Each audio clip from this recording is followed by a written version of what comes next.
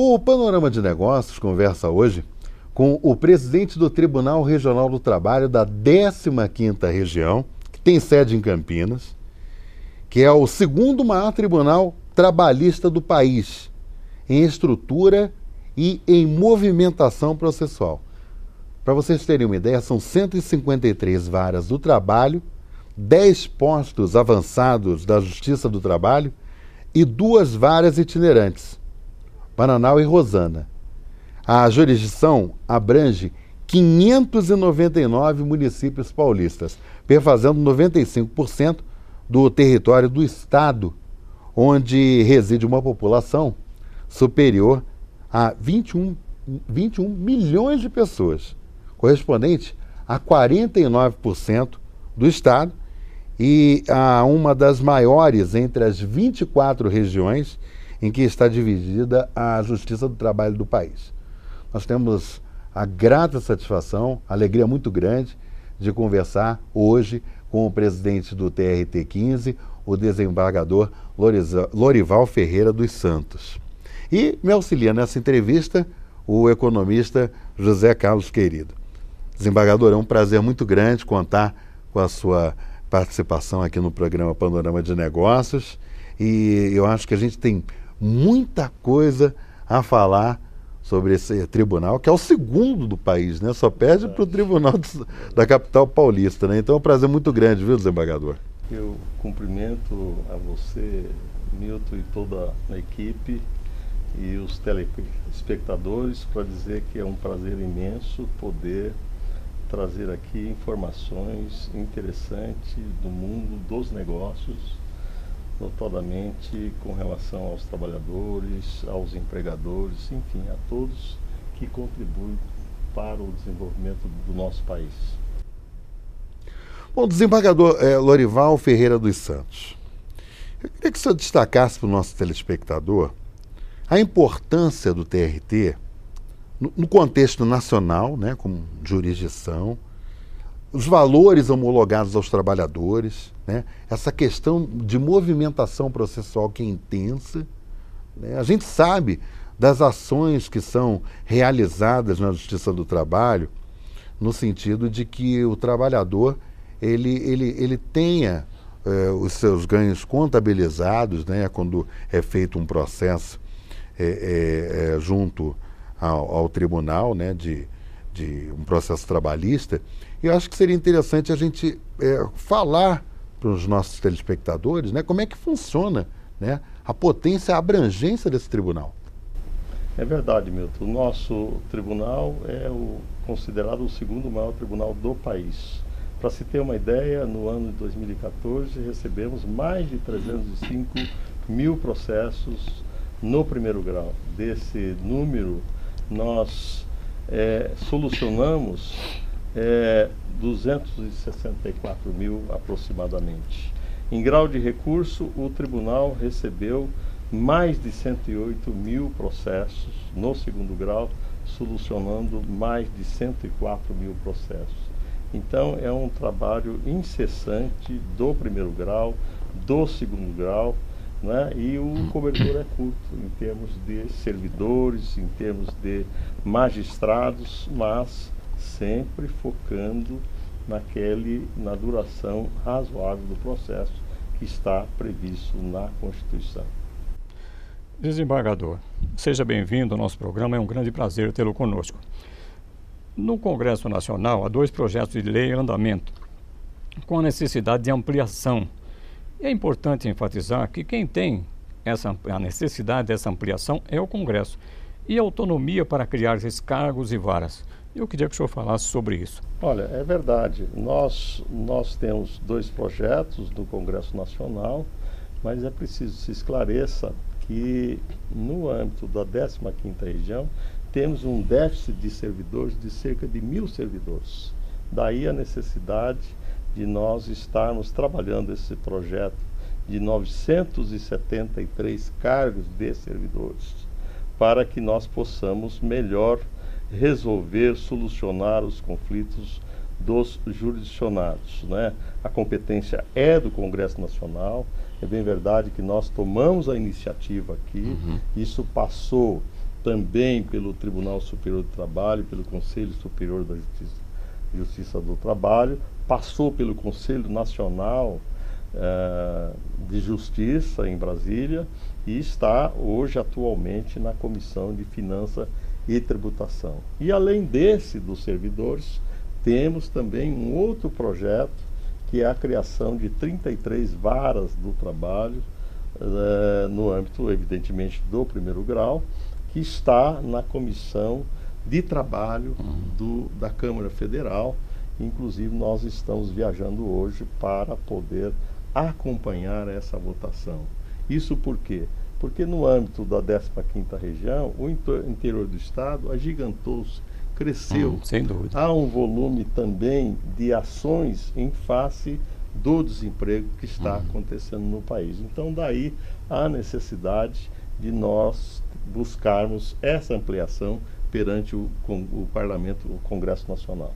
Bom, desembargador, e aproveitando, né, que o senhor falou sobre essa questão do desemprego, a gente sabe que a crise, ela é um fato, né? Ela realmente existe, apesar de que muitos economistas questionam também essa questão da crise, né? Muitos veem mais como uma crise de confiança e até uma crise política, né, que acabou desencadeando essa questão da crise econômica.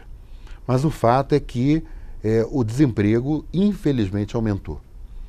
Né? Naquele período que nós tínhamos, né, de muito emprego, né, de áreas, por exemplo, que estavam empregando bastante, hoje, infelizmente, a realidade é outra. E eu gostaria de saber do senhor, doutor Lorival, como é que está essa questão? Quer dizer, vocês estão sentindo, por exemplo, esse aumento de demanda processual em função justamente dessa questão da chamada crise econômica?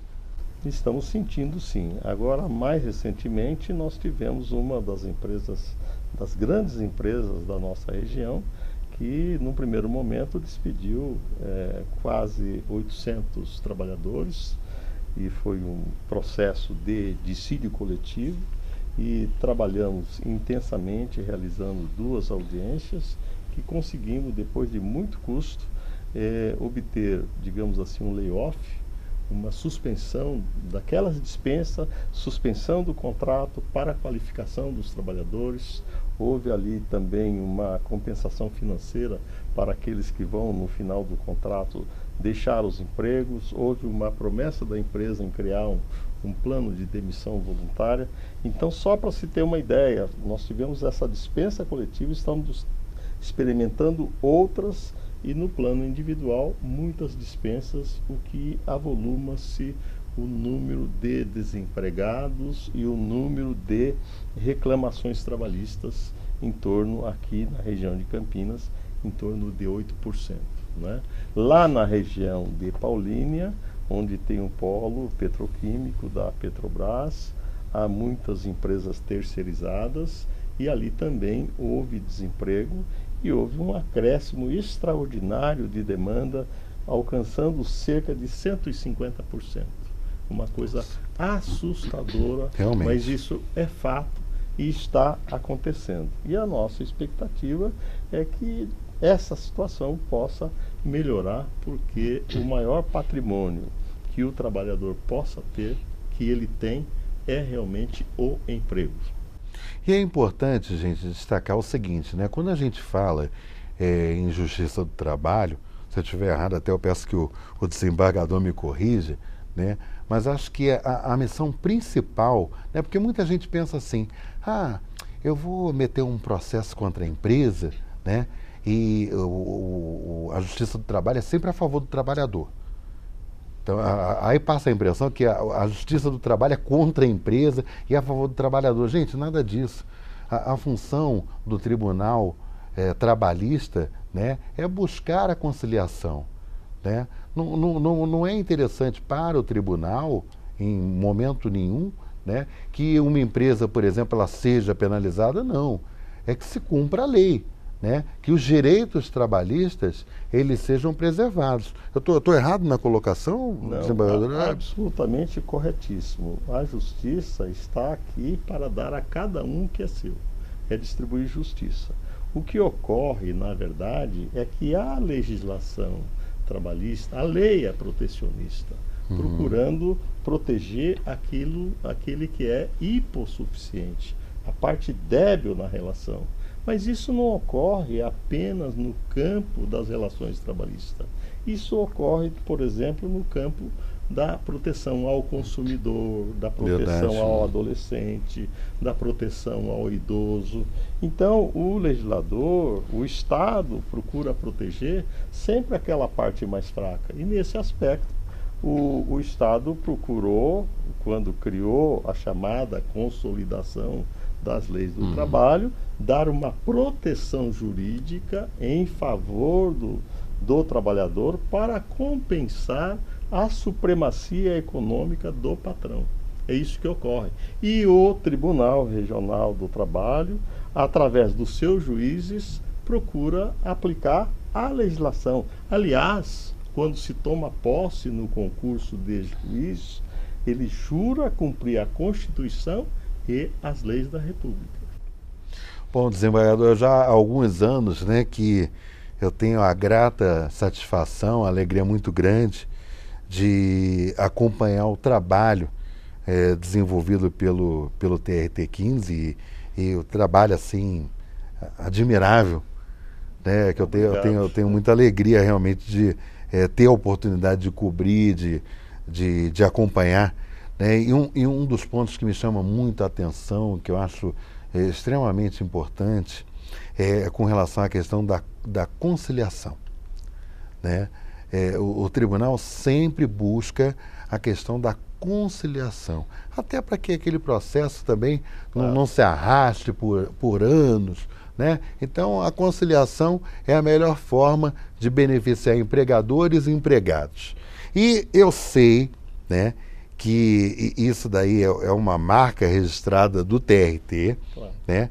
Essas iniciativas para potencializar a conciliação. Então, inclusive na sua gestão, né, os centros integrados de conciliação, né? Eu queria que o senhor falasse sobre esses centros integrados de conciliação, porque são muito importantes, né, e têm ajudado e dinamizado bastante as ações do tribunal. Então, Milton, você sabe que a Justiça do Trabalho sempre conservou, sempre teve uma verdadeira vocação conciliatória. Haja vista que no passado chamava-se o órgão de primeiro grau Juntas de Conciliação e Julgamento, né? Agora, a partir da edição da Resolução 125 de 2010 pelo CNJ, todos os tribunais, de uma maneira geral, lançou-se um novo olhar sobre as conciliações. E o nosso tribunal, como não poderia ser diferente, vem procurando dar ênfase à conciliação. Criamos aqui no âmbito do segundo grau do tribunal os centros integrados de conciliação. E estamos instalando nos primeiros grau também os centros integrados de conciliação perante o primeiro grau. É uma experiência extraordinária. Nós estamos com isso, contando aí com a compreensão da nobre classe dos advogados, porque, na verdade, o advogado é o primeiro juiz da causa, né? E estamos avançando, tentando mudar esse paradigma. Lamentavelmente, no Brasil, todos querem ver a sentença, né? Mas, com as conciliações, nós procuramos restabelecer a paz social entre as partes. E quero dizer que no âmbito do segundo grau, nós já homologamos mais de 26 milhões de reais em favor dos trabalhadores. E no âmbito do primeiro grau, mais de 40 milhões, só perante os SICs, os Centros Integrados de Conciliação. Agora temos também as conciliações normais, que se realizam em cada processo. Temos aqueles que entram através do site, mandando uma mensagem no Conciliar é Legal. de maneira que nós queremos, com isso, mudar o paradigma. Agora, de 21 a 25 de setembro, nós vamos realizar a Semana da Conciliação nas execuções. Por quê? Porque hoje há aquela cultura também de sempre resolver o processo de conhecimento, o processo de cognição. Mas isso não basta. Nós precisamos dar efetividade no processo, nas execuções, colher o rico dinheirinho para entregar ao trabalhador. E essa semana da execução, conciliação nas execuções, nós estamos acreditando e temos uma boa expectativa que nós possamos avançar nas conciliações. Acho que as mediações e as conciliações é o caminho para todos os ramos do Poder Judiciário. Nós estamos conversando com o presidente do Tribunal Regional do Trabalho da 15ª Região, o desembargador Lorival Ferreira dos Santos. Nós vamos para um rápido intervalo comercial e nós já voltamos com o Panorama de Negócios conversando com o desembargador. É rapidinho, espera aí.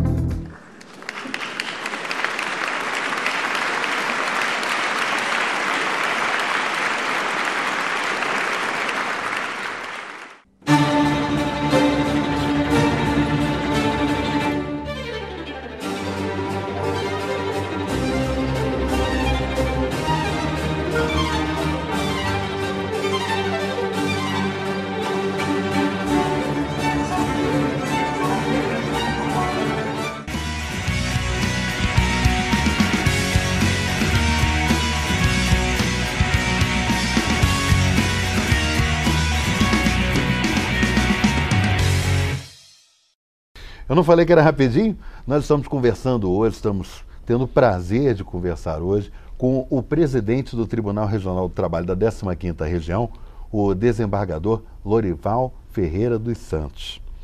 E só para a gente relembrar, né, a importância, é o segundo maior tribunal do país, só perde para o Tribunal da Capital Paulista. Então, são 24 regiões, né, e esse tribunal, para vocês terem uma ideia, tem 153 varas do trabalho, 10 postos avançados da Justiça do Trabalho e 2 varas itinerantes, Bananal e Rosana. A jurisdição abrange 599 municípios paulistas, perfazendo 95% do território do Estado. E tem uma questão interessante, né, que, segundo dados aí do IBGE, o Instituto Brasileiro de Geografia e Estatística, o Estado de São Paulo possui o segundo maior índice relativo de conflitos na área trabalhista, o que revela elevado potencial gerador de demandas. Por esse motivo, né, no primeiro bloco, né, o desembargador nos explicou, né, sobre a atuação, né, desse tribunal e, inclusive, agora com essa questão econômica, né, que o país, infelizmente, está enfrentando, né, obviamente, houve um aumento também dos acordos trabalhistas, dos processos trabalhistas. Desembargador Lorival, eu gostaria que o senhor falasse neste momento, né, sobre o engajamento social. Isso é muito importante, gente. Tem muita gente que não faz nem ideia, né? O engajamento social do TRT, né?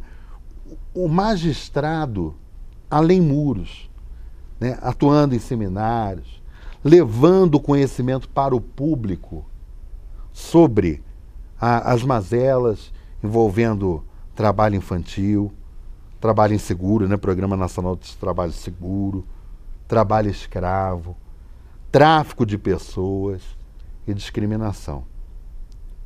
Eu acho que são pontos, infelizmente, desembargador, que são situações que a gente não gostaria muito de falar, Claro, né? Mas são fatos claro. que ocorrem, né? E eu sei que toda a equipe de juízes aqui do tribunal, né, os desembargadores, né, estão envolvidos, né, nessa luta. Né? E eu gostaria que o senhor falasse sobre esse papel social que você, né, que está acompanhando o Panorama de Negócios de hoje, você muitas vezes nem imagina das ações que o doutor vai falar agora para você. Bom, em primeiro lugar, falar um pouquinho sobre as ações sociais do Tribunal Regional do Trabalho. Nós temos aqui uma escola judicial, que é a Escola Judicial do Tribunal, que é a par de qualificar melhor, digamos assim, os magistrados e servidores, mas também dá a sua contribuição à sociedade na medida que realiza congressos, seminários, palestras, né? E vai à sociedade, digamos assim, levar um pouco do que é o seu trabalho, inclusive no âmbito científico, né? Agora, além disso, nós temos os vários comitês, né? Por exemplo, nós temos aqui o Comitê do Trabalho Seguro, integrado por um desembargador e um juiz de primeiro grau, né? Você sabe perfeitamente que nós temos aí as indústrias, o comércio, prestação de serviços, e que muitas vezes ocorre o acidente do trabalho mutilando o trabalhador, causando um gravame não apenas a ele próprio, à sua família e, sobretudo, à sociedade. Em última análise, é aquela que responde pelo pagamento, digamos assim, de todas essas despesas decorrentes do acidente, não é verdade?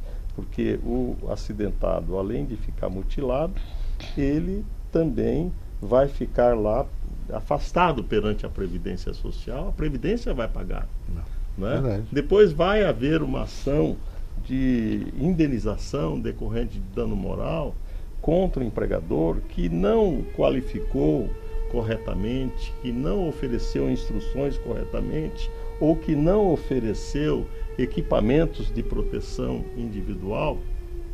E de maneira que esse comitê nosso, o que faz? Faz campanhas, realiza palestras, seminários, procurando orientar, né, tanto os trabalhadores como os empregadores, para evitar, digamos assim, os acidentes e garantir o trabalho seguro. Né?